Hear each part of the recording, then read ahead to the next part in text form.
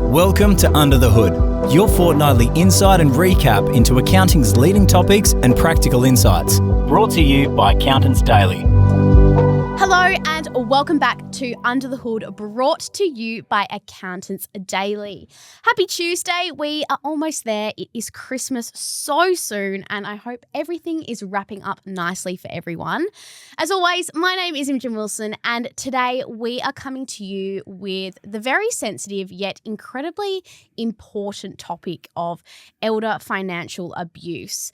And joining me today to break down the topic and address how accountants can help stop it in its tracks is the amazing, the all-knowing and well-renowned founder of Anise Consulting, industry thought leader and host of the Accounting Apps podcast. We all know who it is. It's Heather Smith. Heather, welcome to Under the Hood. Welcome to the studio. How are you?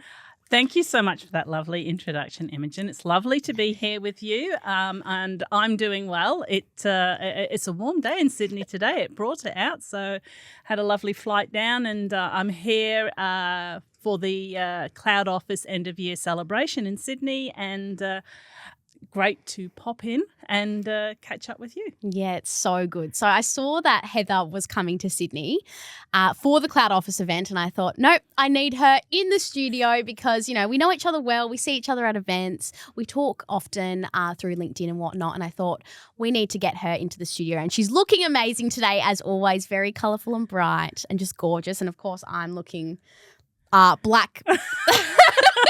I have a black top on as always and I'm just blending into the background. But Heather, you've had a really busy year. You've been here, there, everywhere. Tell us what's been going on this year. Yeah, I absolutely have had a busy year. And sort of if I circle back to your point about you saw me on LinkedIn and you jumped into that opportunity, I frequently will pop up on LinkedIn if I am traveling somewhere because you never know when an opportunity or when a meeting is going to present itself. And so I always will say, I'm going to this place and my calendar fills up with wonderful opportunities, conversations, but I don't know where they're going to go or where they're going to end up. But it's a wonderful way to fill the day. And one of the things as an accountant, I chose to become an accountant so I could travel. And traveling to Sydney and spending time with you, Imogen, earlier in the day I was with Rob Stone, who used to head up Xero in Sydney, and tonight speaking event, and tomorrow I've got some other meetings lined up. Wonderful opportunity. But then if I circle back to my year, it's been a really busy year. Imogen, you and I spent a week in Las Vegas at Sweet World. Yeah, we did. Amazing. I was thinking of coming along dressed up as Pitbull. With the bald cap and everything. Where's Heather gone? I've just got Pitbull in the studio. Because he was the headline act for the Sweet World concert, which was fabulous. But we got to learn all about NetSuite there and spend some time on the ground in Las Vegas. And we drank artificial gin-tinis. We did. And they were delicious. Yeah, they were fabulous. And I also got to spend some time in Canada this year. And I've just come back from the Singapore Accounting and Business Show in Asia, which was phenomenal. Always love going to that show. And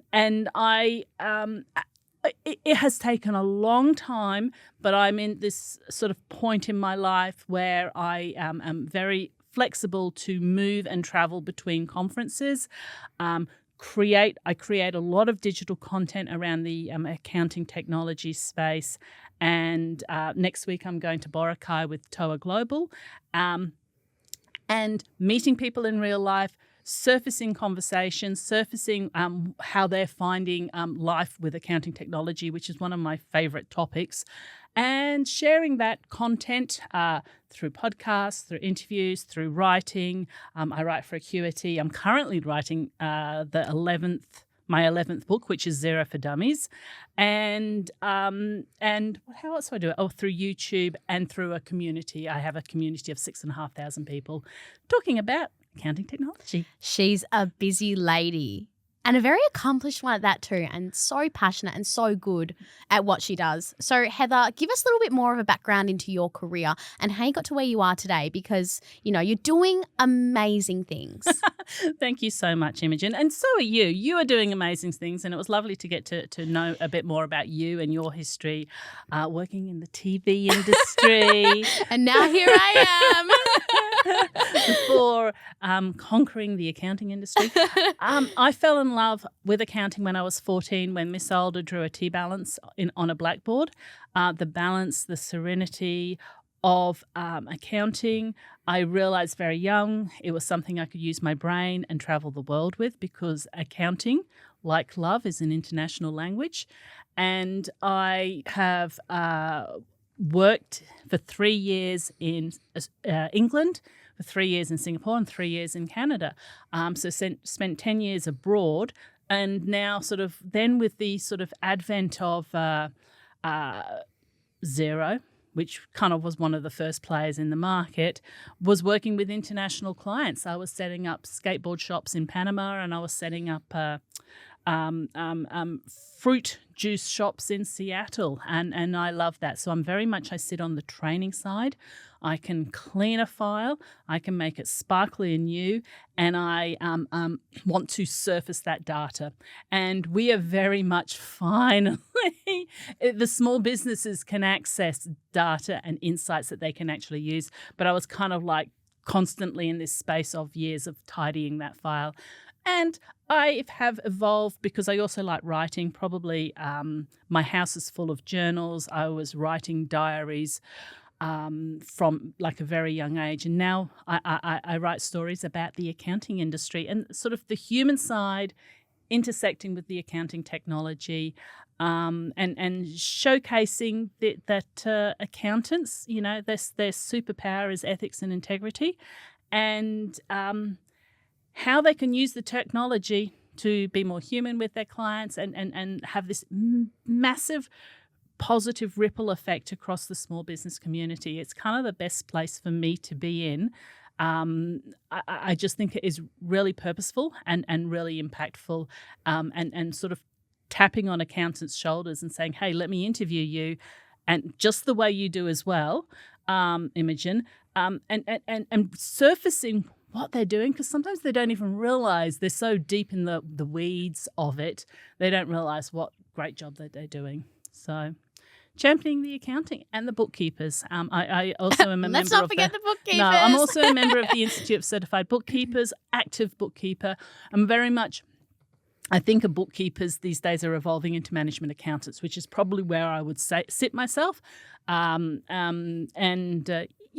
about clean data so we can do something exciting with it for our but I should use the word sustainable for our small business clients. Yeah, see what I mean about passion. That is passion right there. And I just need to give my job to Heather, because that is what we're all about, and that is what she is all about, and it's fantastic. And like she said, she's got a huge community around her, which is just fantastic. And everyone loves her. I love her. We all love her. But Heather, today we're talking about something a little bit different to what you're usually known for, but it's something that you're really passionate about and you want to spread awareness for. And it's an incredibly heavy topic, but one that is really important to not only bring awareness to, but something we probably need to break down for our listeners and for, our Accountants Daily audience. So Heather, let's break it down and take it to the basics. Mm-hmm. What is elder financial abuse, and what are the common forms it presents itself in? Okay. Thank you so much, Imogen, for this opportunity. And I just want to sort of give a foundation here for our listeners. This is a dark topic, as Imogen said. I have cried deeply over this topic for 1,000 hours, but we are going to try and speak about it with lightness. We might laugh, and that's no disrespect to the topic. It is, we need to get through it. We need to make it a conversation that we are having, and that we're comfortable having, and that we're normalising having. So what is it? We frequently know about estate planning, and there is $1 trillion about to be passed through generations, which we're all talking about. But people are looking at that, and they're looking at elderly people, and they're finding ways to tap into their finances. And this can take all different sorts of forms. It can be, from taking money out of the purse, from taking overcharging on services, through to taking up guardianship. And I heard a story, because I hear a lot of stories. I heard a story that the housekeeper took the elderly man to the lawyers and had his house signed over to her. And I just hear everyone has a story. And I'm shocked that I'm suddenly hearing about this. But everyone does have a story. So I think as accountants and bookkeepers, we might not be at that stage of signing over aspects like houses, which sort of sits with the lawyers, but there is awareness and there are conversations that we can have to slow something down and put people on the right track and pull people in who can support our vulnerable and our elderly people. Absolutely. That's a crazy story. Oh. And can you just imagine it happening as well? It's Yeah. just ridiculous. And so, we're talking about it now, and you talk about it quite a lot, but is this a growing issue, or is this something that's always been prevalent and we just aren't talking about it? I think it is something that is prevalent. One of my learnings is that estate planning is different by states. Every state has different rules in terms of contesting wills. And something happened some time ago that made it extraordinarily difficult to contest a will in Sydney, in New South Wales as a state.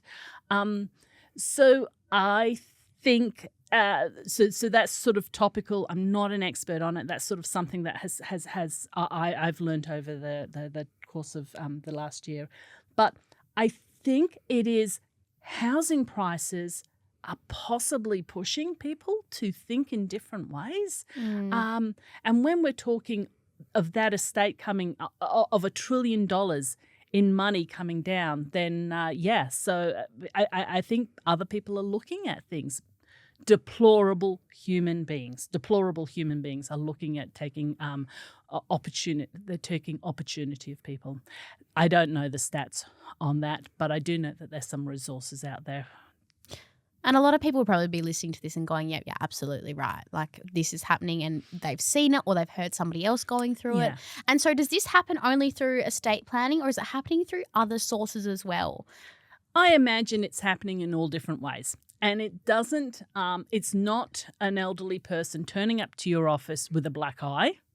And they may not even know it's happening. They may be confused because they've gone into cognitive decline. Mm-hmm. And the cognitive decline, because we do have great aged care, it lasts quite a long time. So they're in this sort of cognitive decline. They don't understand what's going on around them. Yeah, so not sure if that exactly answered what you were saying, but I imagine there's various different forms of it happening, even to the extent of people moving into houses and saying, I'm now going to come and live with you. And they're like, oh, okay, sure, I'd love the company. No, you don't. You don't want the company. Yeah. And obviously this seems somewhat to be, and in quotations for everyone listening, I'm, got quotations going on, invisible issue. Is it invisible because people don't care about the elderly as much as they should?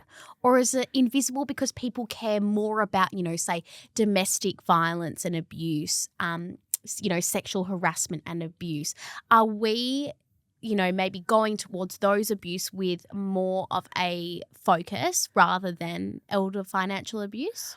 I think when one thing is the family doesn't talk about it, people don't share those stories. It's only sort of recently people have started sharing those stories with me. So people don't talk about it. They don't go, okay, this happened to me.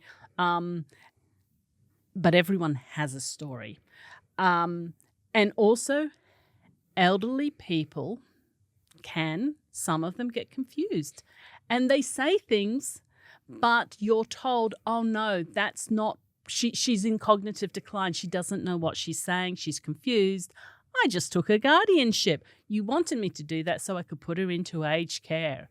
But she's saying you stole everything. But no, I didn't. So there's people who can layer across them and gaslight you into what's happening. I can't imagine how many stories would be coming out of retirement homes as well and retirement villages of people in there, maybe talking about this kind of thing that has happened to them and people just, dismissing it as cognitive decline.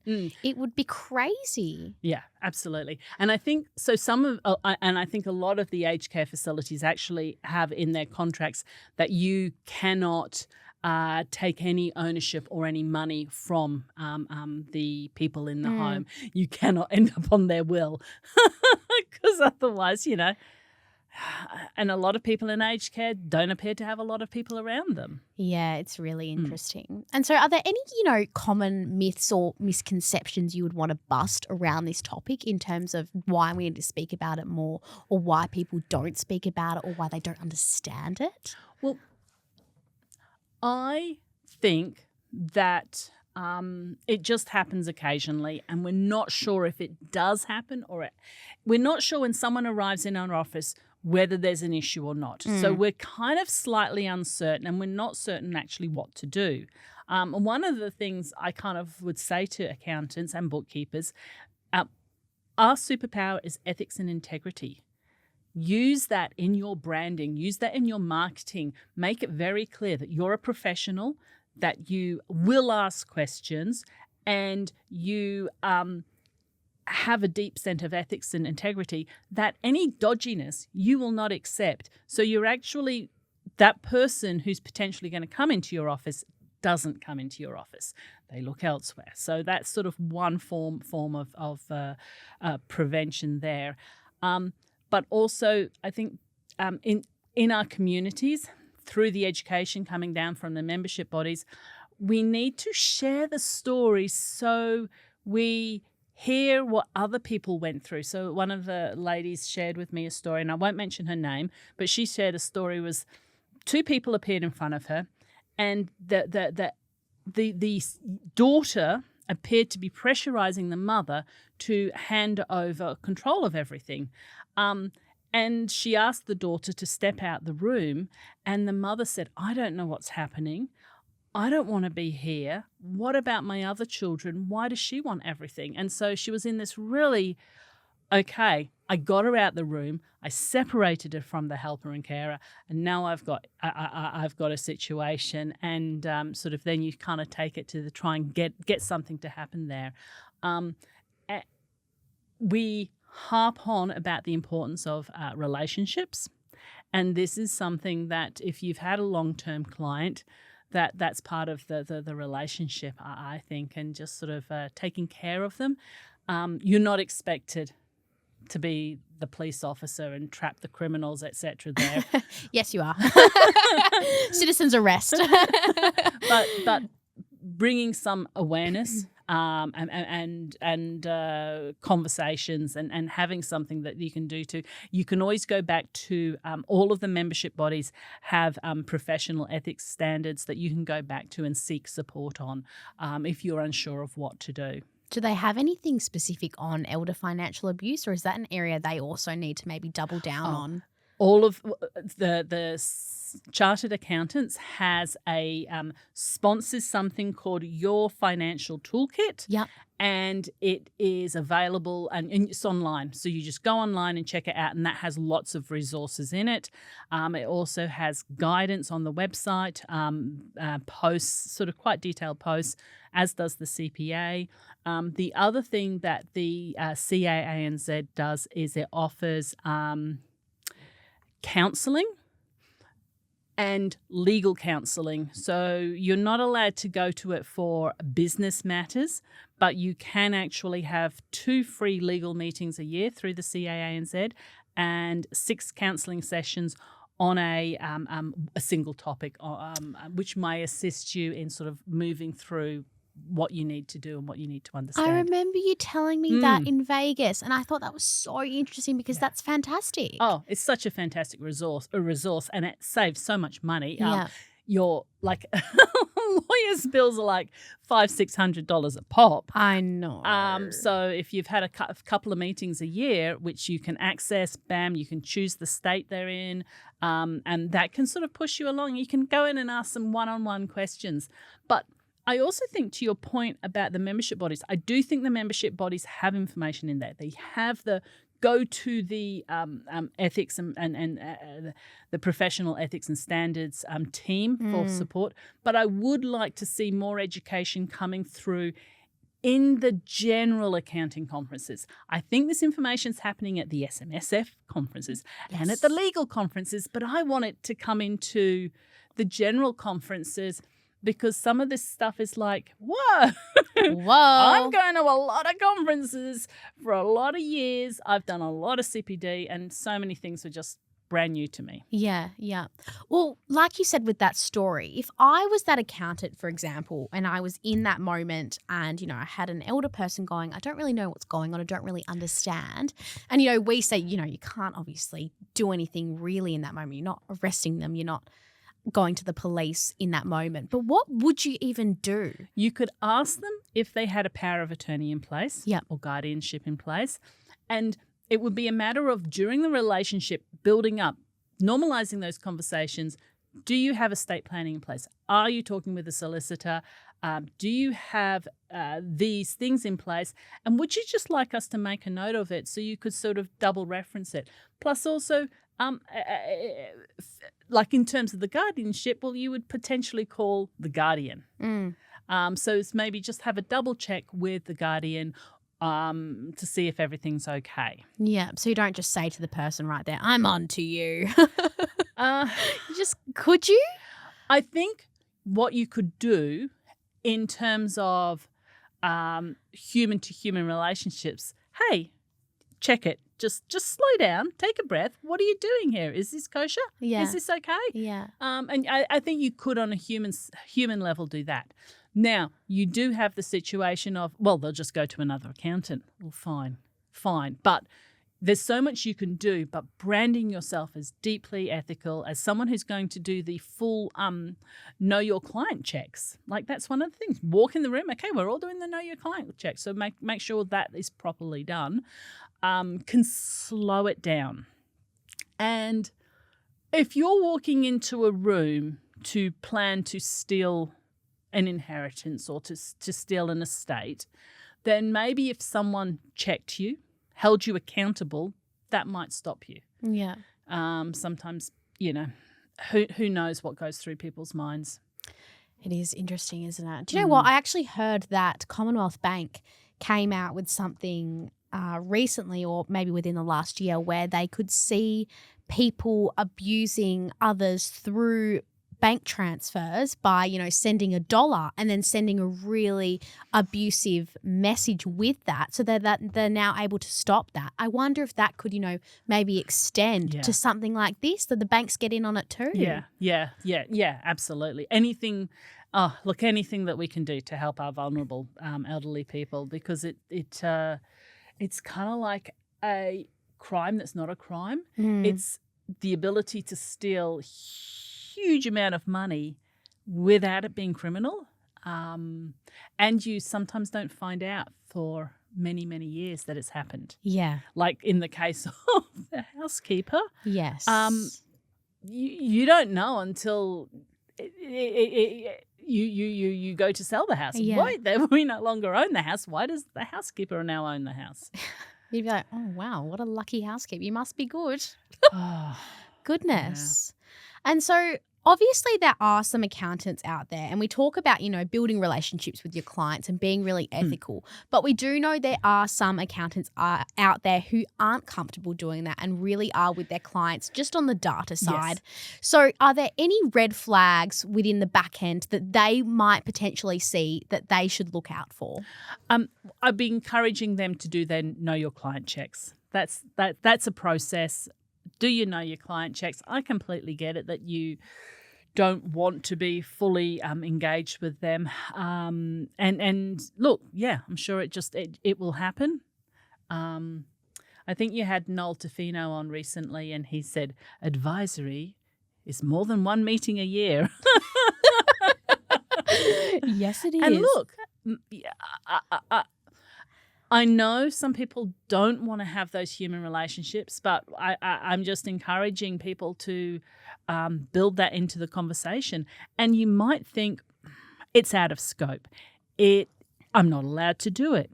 And I have spoken with the ICB. I've spoken with the CAANZ, and they're absolutely, yes, you can do this. You can have these conversations. I'm not suggesting that you start writing out a will for people. No way. But you can develop a relationship with a lawyer. And in terms of networking and building your business, having a relationship with a lawyer could be a really, really good thing. And I know, like, if you look at someone like John Knight at Business Depot in Brisbane, he has an accounting firm and he has a law firm because they're multidisciplinary, and so they can kind of work together. But you don't need to be a big organisation like that. You can have a referral relationship going. Of course, you have to keep certain things private, but you still can have that collegial. Okay, Mrs. Jones is going to come across. Anything that I need to be aware of. Yeah, absolutely. And so with this as well, there kind of comes a point where, there's confidentiality within what's happening, and then duty of care, like you say, and being really ethical. How do you balance those? Or would there be a point where it's difficult to balance those within this situation? Absolutely. And look, we've got clients who make silly decisions, but we can't do anything about them. We present them with the facts. We have the conversation with them. We draw into where we can. Like if we have the ability to connect with someone who is the guardian, there we go that way. We can talk to our professional team. It unfortunately is not a black and white topic, and it is quite nuanced. So, yeah, balancing it is difficult. And, of course, we're going to miss things. I am encouraging awareness. I'm encouraging outward awareness and sitting around having regular education or conversations. Like even jump on ChatGPT and role play the scenario that we've described or another scenario, and just so that you actually feel comfortable saying, what's happening here? Like, stop. Wait a minute. What's happening here? Let me get my head around this. Is there any point where something might be halfway done that an accountant can maybe get themselves into that situation and stop it? Yeah, absolutely. Yeah, absolutely. Once it's all signed off, undoing it is very, very difficult. Right. Once it's all signed off, so you do want to try and slow things down. Yeah. Yeah. Slow things down, and that's okay. Yeah. I remember my dad's fax machine once stopped working, and he was in this transaction mode, and just the whole thing slowed down because the fax machine wasn't working. So you slow things down and say, look, I need to have a conversation with, and truth be told, like if you agree to everything there, it's like there's no come up and back onto the accountant because you can't know everything. And if someone's doing something, even if you're an auditor, and if someone is defrauding the company, you can't necessarily find that can be very difficult to find. You're trying to find anomalies and errors and stuff like that, so you're not going to see everything, but you can have conversations, raise awareness, be mindful, and go with your gut. Yeah, absolutely go with your gut. I feel like gut feelings are always there if you can listen to them and if people are a little bit, in tune with that. Yeah. And so, we are creating awareness today by talking about it, and you create awareness because you talk about it on, social media and things. Do you have anything coming up in the future or anything in the works where you are working a little bit more on this for people to connect with and engage with? Yeah, so we were looking at putting a podcast together that will be focused on informative interviews directly for accountants and bookkeepers on this topic, and it was I'm working on with Alexi Boyd to pull that together so that it can be a bit of CPD. It can be a bit of information. It is quite. It's kind of like one of these peripheral subjects. So just some awareness, just some education. So when it happens, boom, boom, boom, your superhero powers come out, and you sort of stop these people. And Stop right there. Yes, exactly. In the name of the law. Okay, well, I was going to do a Spice Girls stop. Stop right now. Thank you very much. That has made the cuts. Hey Siri. Hey Alexa, play Stop Right Now. Absolutely. Yeah, absolutely. And it may be a joke, and it may, and you may actually do that. Oh, just let me stop break out this. into song. And then this criminal's like, what's going on? Because that criminal doesn't even think he's a criminal. He's Yes. seeing if I can get away with it, And it's like, oh my God, I love this song. Yeah. Yeah, he or she is seeing if they can get away with it. And, this, I imagine this podcast is going to come out, and I imagine a ton of people are going to contact you with their own stories of what they've seen or what they've done, and share it. Post it up on LinkedIn. Yeah. Share the stories, tag the interview, so other people can go, oh, and because especially when maybe you're young and you're going in, it's your first time, you're going to miss them. Not that older people don't miss things as well, but you can go, let's learn from one another. Let's share those stories, and let's kind of get in front of this alongside, encourage them to do estate planning, but encourage them to get all the secure powers over them, secure guardianships in place for them. Definitely. If I was an accountant and I was, taking on a new client, do you have planning in place that, is a step for them to, set up their accounts with you and that you're overseeing them? Does this area cover that, or is that within there, or not at all? When you engage a new client, it's almost mandatory.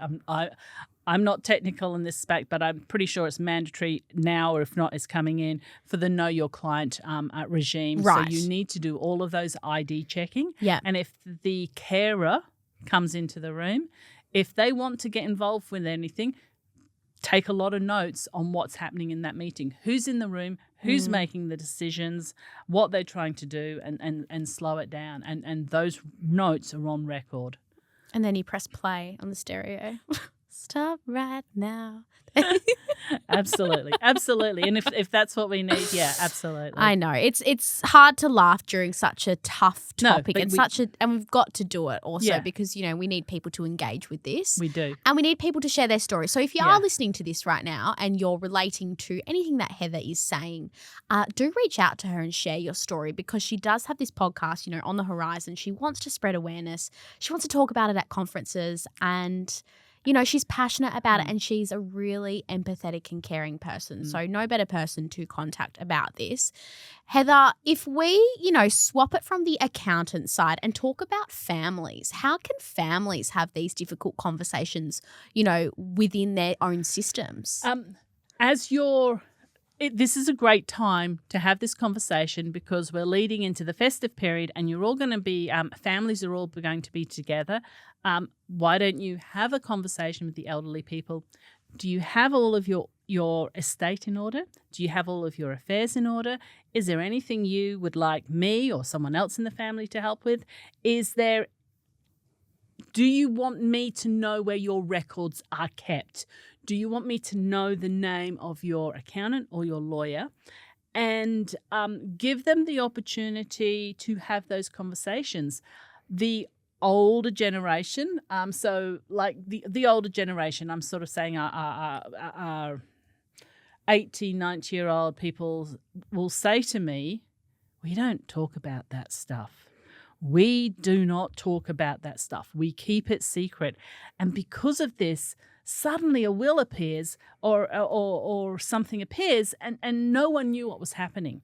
So we really need to talk about that stuff and be really comfortable about just having a general healthy family discussion about those. And we care for these elderly people, and we want to protect them from deplorable people, and it's elder financial abuse, and it's just ripe. It's so hard. It really is really hard. Yeah. And I feel like in families as well, topics like this and conversations like this, in some families, you have the families that are really close and talk about everything and anything under the sun. Some families can be a little bit taboo about these sorts of things, which can be really, really hard. But I guess for our accountants out there, if you're not talking about this sort of stuff with your families at home, as well as with your clients, maybe thinking about doing so. Yeah. Because the person who is deplorable, who's eyed up the money, is having that conversation. So you need to be a part of it or get in front of it. Only the people with ethics and integrity we want listening to that part, okay? Everyone else, stop listening. Stop listening right now. Yeah. Oh. You've got to get in front of it and just be really clear and on the table. Hey, have the conversations. We're all clear what is happening here and who's handling it and where it's going and how we can all help. This situation. Yeah, definitely. Actually, random question for you. Because you are, the tech queen, is there anything in the tech world that can help with this or, make workflows a little bit easier? I don't understand why with estates, why if it changes, why people aren't notified, why the people on the estate, if it changes, why the next lot of people aren't notified that it has changed. But, that you need a legal person in here to explain that, because we actually went down the route of getting our will done, and we said we wanted a clause on it that said if it changes, the people named in this will be notified, and it was like an extra $2,000. It was like going, really? That's going to cost me an extra $2,000? Yeah. But who knows? I don't understand why these things are so expensive. But lawyers have got a lot to teach us about pricing and value pricing, don't they? Because they do such a great job of it.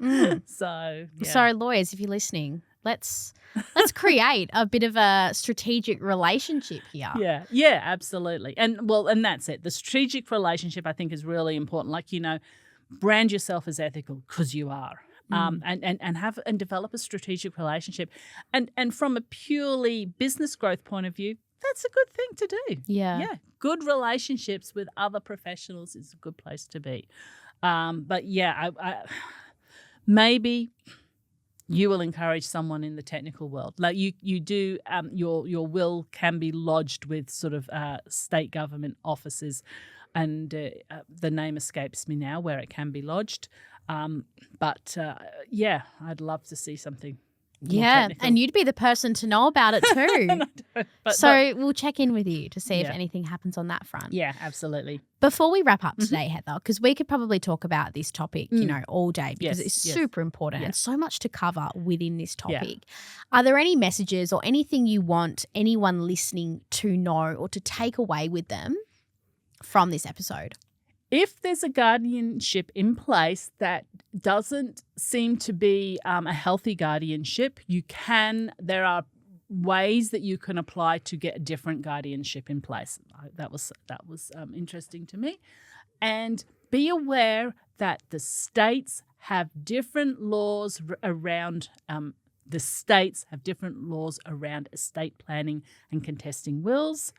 And I did want to mention, I said the name wrong before, but the CAANZ resource was yourtoolkit.com. So simpler name than I think the one I said before. Amazing. And we'll put that in the show notes. But Heather, thank you so much for joining us on Under the Hood today to talk about an incredibly sad but really important topic. It's been a pleasure having you. Thank you so much, Imogen. Really appreciate the opportunity to bring this conversation to light, and wish all of the listeners a wonderful festive season. If you're not already tuning into Heather's podcast, Accounting Apps, make sure to catch her on that one. She is the accounting tech queen, as I have said. Connect with her on LinkedIn because she is always posting really valuable insights. She's got lots of, opportunities, and she talks about some really interesting things within this industry that not a lot of people are talking about. And also stay tuned for Heather's accounting tech update, which we no doubt will share on this platform as well. Of course, if you would like to contact me, you can reach me at imogen.wilson@momentummedia.com.au.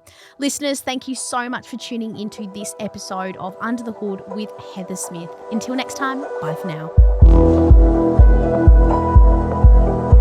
The information featured in this podcast is general in nature and does not take into consideration your financial situation or individual needs and should not be relied upon. Before making any investment, insurance, tax, property or financial planning decision, you should consult a licensed professional who can advise whether your decision is appropriate for you. Guests appearing on this podcast may have a commercial relationship with the companies mentioned.